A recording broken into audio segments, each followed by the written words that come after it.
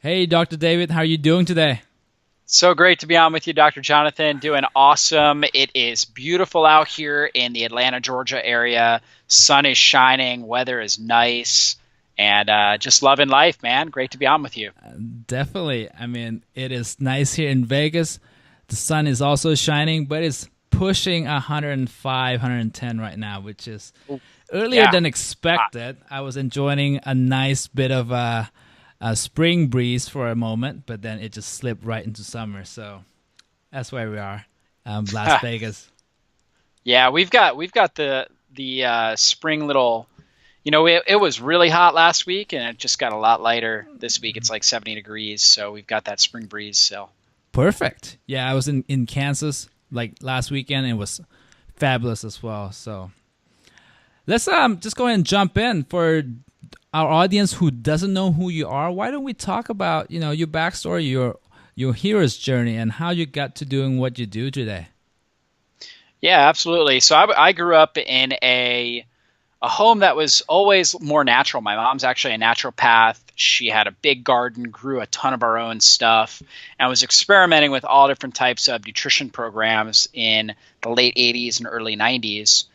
For a while, we were doing a macrobiotic diet, but my dad. So the thing is, my mom was super into health, my dad was not, and so we kind of went back and forth. And my mom had to work a lot, so we ended up with a lot of spaghetti and cereals and things like that as well. But I always had this natural inclination towards natural health. When I got sick, it was always chicken soup, vitamin C supplements, different things like that. We never took prescription medications. And I know I watched my grandfather when I was 19. He actually developed metastatic cancer, and I watched in 6 months. He lost over 100 pounds, suffered in the worst pain that, obviously the kind of pain you wouldn't wish on anybody. And literally skin cancer that destroyed his body, went throughout, destroyed his bones, tore his body apart. And so that really got me questioning how somebody could be, from what I thought, healthy to one degree, in one day, and then literally 6 months later, just have lost 100 pounds, have a disease that decimated his entire body. And so that got me really questioning things. And I was always into performance, so I became a personal trainer. And I was really loving that, loving working with nutrition plans and exercise to help people perform better. And all of a sudden, I got sick. I was in my early 20s. I was fit, living the healthiest lifestyle of anybody that I knew. And then all of a sudden, I got really sick. I developed irritable bowel syndrome and ended up losing about 35 pounds in 6 months. And so I was about 170 pounds when I started, just solid muscle, and I dropped down to 135 pounds. And so I was like skin and bones.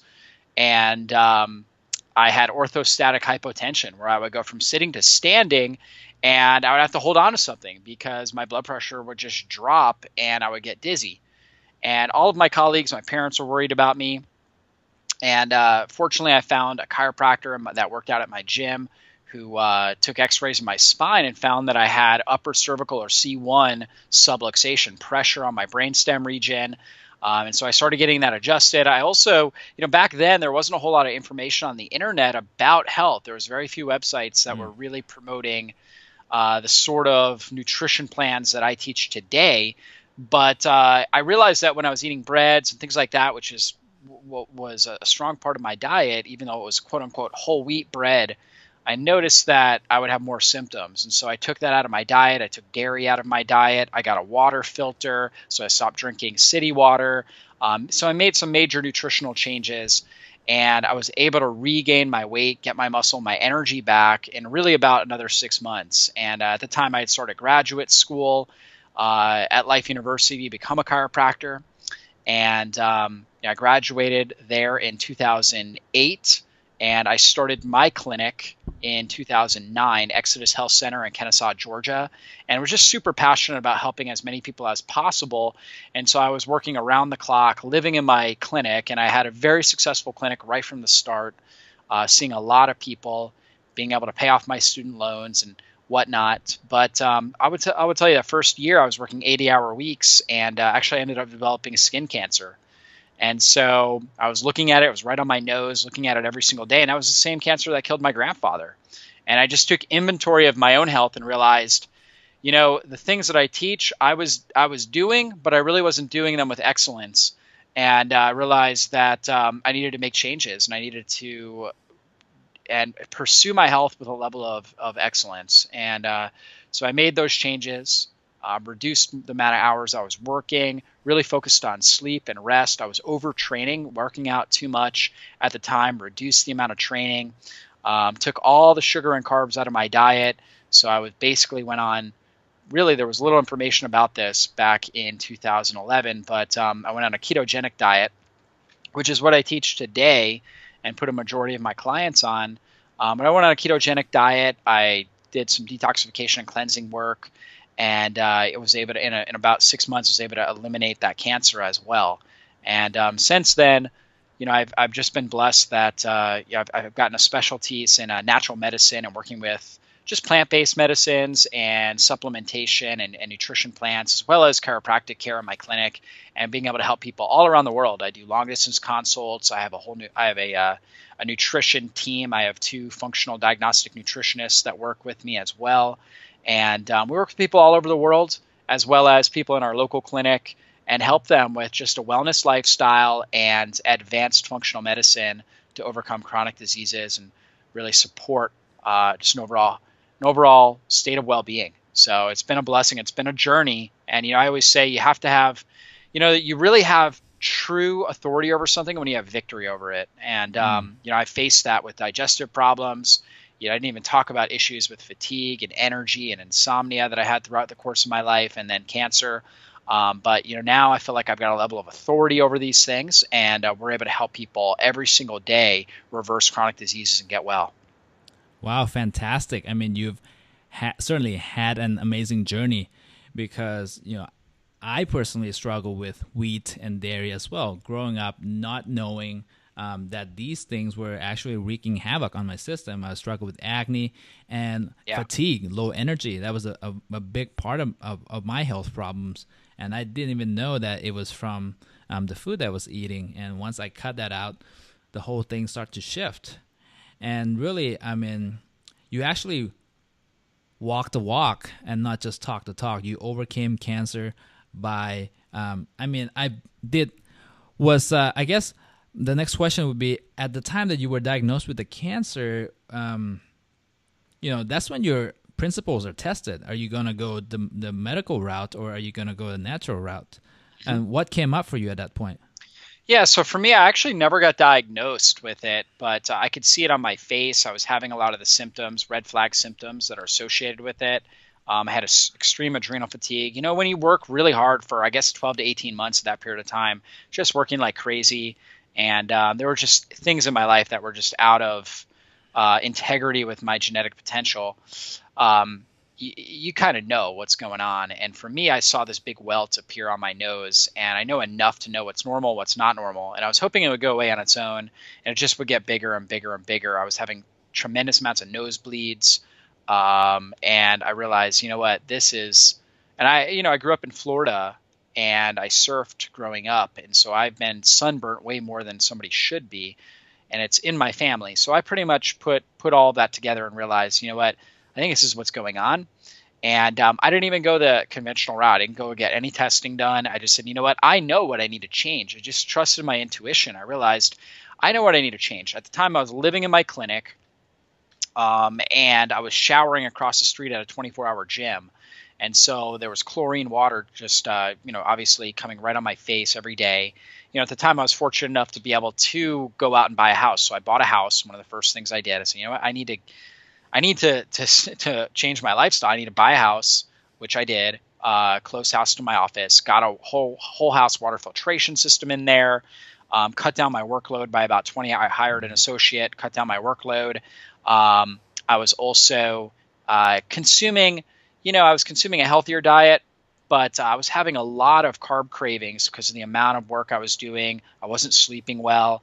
And so I was eating a lot of Ezekiel bread and berries and things like that. And I really took a lot of that out of my diet. It took all grains out, went very low carb. I was overtraining. I was working out 7 days a week.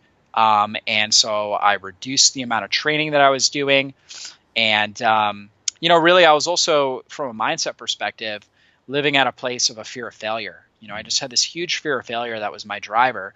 And a fear of failure can really drive somebody to do some great things, but it's not sustainable. It's just not going to last them for the long term. And ultimately, it's going to lead to sickness and disease. And that's exactly what it did to me. So I needed to do a lot of mental, spiritual work to realize, hey, and just be able to have the awareness to say, you know what, am I acting out of a fear of failure here, or am I acting out of my true heart's passion? And even to this day, I mean, that's a continual battle, continual struggle to be able to say, you know what, I feel like this action or emotion or this, continual behavior here is coming out of fear and not coming out of my true passion, my true calling in life. And so being able to differentiate that is huge. And as I started making those changes, my body started to heal. Our bodies were programmed to heal. Our body knows how to heal. It's constantly healing every moment of every day. We just got to remove the interference. And I had all this interference in the way. And so as I started to remove those interferences and clean up my lifestyle and get my just overall way of life to be in a more genetically congruent way, in a more congruent way with my spirit, I was able to heal naturally. And again, once I saw that this was healing and going away, that just created even more momentum for me mentally, psychologically, emotionally, spiritually, to know that, and to just have ownership that the body has this incredible ability to self-heal and to repair. Did that give you also a better confidence and just make you a better doctor as well? Oh, without a doubt, so it just gave me the confidence to be able to look people in the eyes and give them hope. As a doctor, I think that's one of the most important things we can give people is hope. And we got to have faith that the body can heal, that, in spite of the circumstances they're under, that their body was designed to heal and repair itself. And we're just got to create the right environment for the body to do that. And so I think that's so critical for doctors to be able to do that. We should be able to empower people with the right information and strategies to apply, but really a lot of empowerment is inspiring people, because people can know the right steps and principles but not put them into action. And so as a doctor, it's so critical to be able to empower people to take that leap and to just trust that their body can heal, and to not allow fear to overwhelm them. Right. Like Derek Sivers was saying that, information is not the problem anymore. We don't have a lack of information. Otherwise, everybody would be a millionaire with six-pack abs. Yeah, you're right. Yeah. The information's there, but the inspiration's not. In the Bible, in Hosea 4:6, it says, "For a lack of knowledge, my people perish." But a lot of people will quote that and they'll say, this is why we need to get knowledge in things. But in Proverbs 29:18, it says, "Where there is no vision, the people perish." And so when I think about that, knowledge is information, vision is inspiration. So you need to know what to do, right? Without a doubt, but you need the inspiration to actually put it into action. And that's a killer combo. When you know what you're supposed to do and you're inspired to do it, nothing's going to stop you. Powerful. Let's talk about the diet real quick, since you were just touching on that ketogenic diet briefly, because back then, of course, 2011, I didn't even, I was going through chiropractic school. I didn't even know what that was. I was probably taught in physiology class, but I didn't know that was applicable. And now there's more and more people talking about, more conversation about ketosis and ketogenic diet. Can you just touch on it briefly? And how is that high-fat diet beneficial for the brain? Yeah, ketogenic diet is basically a high good fat diet. And so when our body burns one of two things, it's going to either burn sugar or glucose, or it's going to burn fat, which is ketones. And so basically when our blood sugar, because we're eating less carbohydrate, we're eating a low carbohydrate diet, carbohydrates turn into sugar or glucose, and we replace that with lots of good fats. By good fats, I mean things like avocados, olives, olive oil, grass-fed butter, coconut oil, stuff like that. We're eating a lot of these really good, healthy fats. Now, sugar levels in our bloodstream go down, but the body starts producing naturally, because fats are abundant, it starts producing ketones. And so the liver metabolizes fats and produces ketones. And as sugar goes down, the body starts getting better at utilizing these ketones for energy. And that's key, because ketones basically are extremely clean energy. So when we burn sugar, we produce very little energy, but a lot of metabolic waste. So I call it dirty energy. Very low amount of energy, very bad gas mileage, low energy, lots of metabolic waste. Ketones, we get a ton of energy out of that, lots of energy, roughly 14 to 18 times more energy from ketones than we do from glucose. And then we produce very little waste products. So it's very clean energy. We get such better gas mileage out of it. So the body does really well with these ketones. However, as long as sugar is high in the bloodstream, it will always preferentially burn the sugar. So we need to teach the body to run off these ketones. We do that by consuming less carbohydrates and consuming a lot more of these good fats. So we want a high amount of good fats, moderate amount of protein, and the protein would be coming from things like sustainably raised animal products, grass-fed beef, pasture-raised eggs, organic chicken or turkey, duck, bison, different things like that. And so we want good, healthy meat, okay, but not too much of it. High protein will actually increase glucose. And so we don't want a high protein diet. We want a high good fat diet. So what does that look like on a daily basis? It looks like this. In the morning, what a lot of people will do is they'll either do a water fast or a broth fast where they won't consume anything. That's what I personally prefer to do. Or you could do like a bulletproof coffee where you do some sort of good high quality organic coffee with a tablespoon of grass-fed butter and a tablespoon of coconut oil, or even better would be MCT oil. Put it in your blender, you blend it up, comes out, you can put stevia in it to flavor it, tastes great. So it's just good fats. Basically, there's no carbohydrate in there, and those fats just help your body create these ketones, and ketones will provide satiety, meaning that you won't feel hungry, and they fuel your brain. They're an incredible energy source for the brain, so you feel really good that way. Or if you didn't want to do that, you could do something like you could do some scrambled eggs or a protein shake. Just don't put much berries in it.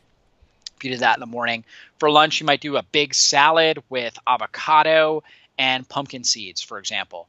And then for dinner, you might do a small amounts of grass-fed beef or chicken or wild-caught salmon, a whole bunch of steamed broccoli or cauliflower with grass-fed butter, a bunch of grass-fed butter, like 2 tablespoons melted over it, herbs, basil, oregano, thyme, lemon juice on everything, or lime juice, or preferably organic, and on your meat, you cook that in coconut oil, and you pour the coconut oil on top afterwards, and it's great. You might have a side salad with romaine lettuce, cucumbers, and a little bit of bell pepper with some olive oil and maybe some black olives. And so that would be kind of an example of what a ketogenic diet throughout the day looks like, something along those lines. Sounds delicious. Obviously, lots of variations. Yeah. And so basically, as you notice, there's no breads and minimal amount of fruit other than lemons and limes, and really no starchy vegetables either. So we've taken all of those out, and it's just lots of good fats, good non-starchy vegetables, lots of herbs, some good clean protein, and it just allows your body to thrive. Right. And just briefly, I want to ask you about how about like carb cycling, I guess, because Makola was talking about you got to come out of it and then go back in it. Yeah, I'm a huge fan of that. So one day a week, I'll eat more carbohydrates, or I'll eat more carrots, which are a really nutrient-dense form of carbohydrates. That's very good for your gut microbiome. Or I'll eat beets, which are one of the best things for helping with the methylation process in your body, or possibly sweet potato, or quinoa, or something along those lines, some sort of healthy carbs. It is a good idea to cycle out of ketosis, because that helps your body with the overall adaptation, where it's able to go between glycolysis, burning sugar, and then back into a ketogenic diet. So helping the body to be able to adapt increases the metabolic flexibility of the body and the overall energy efficiency. And it also helps to drive up thyroid function and teach the body that it's not in a state of famine. So if we're in ketosis for too long, for some individuals, the body takes on almost like a metabolic rate of somebody who's in a famine, and will lower thyroid function. And oftentimes that individual will have trouble producing the right amount of stress hormones to help them adapt. And they'll feel very fatigued. They oftentimes can have trouble sleeping at night and have a lot of different symptoms. So doing it like a once a week or once every 2 week carb cycle can be really healthy for people. Since we're on the subject of the nutrition and brain, can you give us like maybe the top 3 brain boosting foods or vitamins? Yeah, so brain boosting foods, I'm all about high performance. And so I want things that are going to help support my brain. So some of the best foods I consume for good brain function on a daily basis, things like coconut oil, coconut butter, coconut flakes. Coconut's so good for the brain. Grass-fed butter, absolutely amazing for the brain. Tons of fat-soluble antioxidants in there like vitamin A, vitamin E, as well as phosphatidylcholine, which helps create this neurotransmitter called acetylcholine. And that's a neurotransmitter necessary for cognitive function, for memory, for just being able to have fast cognitive processing. So we find that in grass-fed butter. Also eggs, pasture-raised eggs, very rich in that. Other good ones would be avocados, wild-caught salmon. These are the kind of things that we want to be putting in our body on a regular basis. So we talked about the top 3 foods for the brain, and let's talk about the top 3 things that people are doing without realizing that are super damaging to their brains and nervous system. Yeah, absolutely. One of them is a blood sugar imbalance. Eating these high carb diets just chews up their brain. So we know that Alzheimer's disease, for example, is considered type 3 diabetes, meaning that it's marked by insulin resistance. And so in a sense, it's like diabetes in your brain. Your brain can't respond to sugar. And that's because of long-term eating foods that cause a massive spike in blood sugar, causing a massive increase in this hormone insulin, increasing inflammation in the brain, and then blood sugar drops. And so we need to have a good low-carb, high-fat diet will help keep blood sugar very, very stable. So coming off of those carbohydrate-rich foods, that's one big thing. Okay, a lot of people think that they need the carbs for healthy brain function, but you don't. You want the fats instead. So that's important. Another one would be drinking city water. We're told in our society to drink a lot of water, and I'm a huge fan of super hydrating the body. But if we're drinking tap water, like I was when I was a personal trainer, I was drinking tons and tons of tap water just from the water filter at my gym, or the water fountain, I should say. Drinking tons of city water. That's loaded with chlorine, which damages our gut microbiome, fluoride, which is neurotoxic, as well as heavy metals and disinfectant byproducts and all kinds of toxic stuff that damage the brain. So we got to avoid that. And then last but not least, we'll talk about sleep. A lot of people are going to bed late, okay, and their circadian rhythms are all out of whack. They're really not sleeping well, and they're on things like computers and other electronic devices late into the evenings.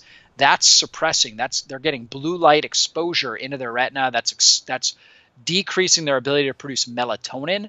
Melatonin is so key for cleaning up the brain, as well as increasing the strength and potency of the immune system to help kill off cancer cells, as well as regulating the gut microbiome. Believe it or not, a lot of research coming out on melatonin regulating the gut microbiome. So when your sleep is off, because we're all addicted to electronics and we've got these computers and cell phones and TVs on, late at night, and we have poor sleep habits, we're damaging our brain. People with poor sleep habits significantly increase risk of dementia, Alzheimer's, and Parkinson's. So got to get our sleep right, our nutrition right, get our thought life right, and drink the right water. It's so critical. Wow, and I think sleep is really, really key too, because I live in Vegas. I treat many patients who has those graveyard shift. Yeah, and even though they get 7 hours or 8 hours, they just look so tired. They're so tired all the time, and I can see that they're not well. Yeah, it's so true. Yeah, absolutely. So, if you're living that sort of a lifestyle, there's definitely things that you can do. In fact, I have an article on my website about preventing night shift disorder that you can check out on drjockers.com. But there's things you can do. Ideally, you're able to change around your schedule, because long term, it's definitely going to set you up for a lot of disorders, particularly metabolic disorders, diabetes, heart disease, weight loss resistance, as well as brain disorders like Alzheimer's, Parkinson's, and dementia. Right. And listeners, we'll link that up in the show notes, so you can go check out Dr. Jocker's website as well. Let's talk about the vitamin P that you mentioned in your YouTube videos, your website. Yep. Can you share with us what is that vitamin? Yeah, exactly. So vitamin P is citrus bioflavonoids, so basically vitamin vitamin P, these bioflavonoids that we find naturally in citrus fruits are so good for improving capillary permeability. So antioxidants, certain types of antioxidants like vitamin C and bioflavonoids, vitamin P, help to reduce oxidative stress along the internal layer called the tunica intima of the artery or the capillary. And by doing that, they allow for the artery or the capillary to maintain its elasticity, which improves blood flow dynamics and improves oxygen extraction into the tissue. So we look at brain disorders, and when we're sitting upright or standing, we've got to go against gravity to get good blood flow and oxygen extraction to our brain. And if we have poor blood flow dynamics, we're not going to get good enough blood flow and oxygen extraction in the brain. And that can be a major cause of brain fog. That can be a cause of brain inflammation, poor cognitive acceleration, poor memory, and overall lowered performance, and then accelerated degeneration of the brain. So that's a great supplement, and we get it naturally in things like lemon, lime, or really almost any citrus fruit will have a lot of these bioflavonoids, and we can supplement with it too. I'm a huge fan of doing vitamin C with a combination, a one-to-one combination of bioflavonoids. I have a great supplement that I use with a lot of my clients called Super C that really enhances circulation, helps improve stress hormone production, helps people to reduce inflammation and pain, and we use it for a number of different issues, but it's a great supplement. Fabulous. And you wrote the book SuperCharge Your Brain, right? The complete guide to improve your mood, memory, and mindset. And what about the brain that intrigued you so much that you had to write this book? For myself, it was really just a labor of love. It was like, hey, I want to perform really well, and so I want to know all these strategies. And so I was just really focused on learning them myself. And then as for myself, I never feel like I really own something until I can write a really, really good, well-formulated article on it. And I had started my website, and I was creating a lot of content with articles for my patients when they would have questions about things. And it was a way of me mastering different topics. And I just was able to kind of organize it and put it into a book. And because I was just so passionate about learning what I could about improving my own brain. And so I created this book, and really the whole object of the book is to improve your mood, your memory, and your mindset so you can live life at your highest level. Can you tell us about your brain health program as well? Who is it for? What does it do? Absolutely. So, I created the book, and then I was like, I need some sort of a program that walks people through different phases of the book and how to apply all these strategies. And so I created an online program called my Super Brain program, which basically has a food list, recipe guide, a meal plan, a snack guide. It has brain-based exercises, tons of videos. I think we have about 50 videos of me explaining different fine points, me showing how to make recipes. So I really wanted to take the book, break it down, and go through piece by piece and show people exactly how to put it in action. That's where I created my Super Brain program, which is on drjockers.com. And, it took me really, for me to explain everything in there, it's about 50 hours of my time, which normally would cost about $20,000 if you were to hire me for that long. But because I'm able to put it into a online program format, we were able to sell it for just $97, and somebody can actually learn it at their own pace. And I tell people, you want to take about 3 months to go through this program. It's almost like a college course. By the end of this, you're going to really master what you need to do to take control of your brain, to improve your mood, your memory, and your mindset. You're going to learn about what neurotransmitters your brain may be struggling to produce, and exactly what movements, what foods, what supplements, and what mental strategies to take in order to improve those specific neurotransmitters and improve your overall brain health and quality of life. Fabulous, Doc. Wow. Thank you so much again for just coming on. I know we just touched just a tip of the iceberg of what you know, and a lot of what you actually written articles or done YouTube videos on. So listeners will link all that up in the show notes section. And I want to acknowledge you for being a health crusader. I mean, doing what you do, overcame the cancer, and really give all you have to give to your patients, and doing this, try to spread the message throughout the world. Thank you for that. Well, thank you so much, Jonathan, for spreading this message, and it's an honor and a privilege to be on your show. Where can people find you? Yeah, they can find me on my website, drjockers.com. That's drjockers.com. And also on my YouTube channel, Dr. David Jockers, and my Facebook, Dr. David Jockers. We do Facebook, Instagram, all that kind of stuff as well. And last question would be, the name of the show is The Wellness Cafe. I want to ask you, what does wellness mean to you? Wellness to me means a state of being where your body's at peace, your mind's at peace and your body's at peace. In the Bible, it says the fruit of righteousness will be quietness and confidence forever. So it's kind of this idea of, hey, we take the right steps. We do things to help honor the body, the temple that God made for the spirit. And what ends up as a result is we end up with more self-confidence, confidence in our own ability to do the things we were called to do. And we also end up with a level of peace. We have peace in our mind. We have peace in our body. And it's really a mental, physical, emotional, and a spiritual thing. So we need to be working on all four of those elements in order to have true wellness. Thank you so much. You're so welcome, Jonathan.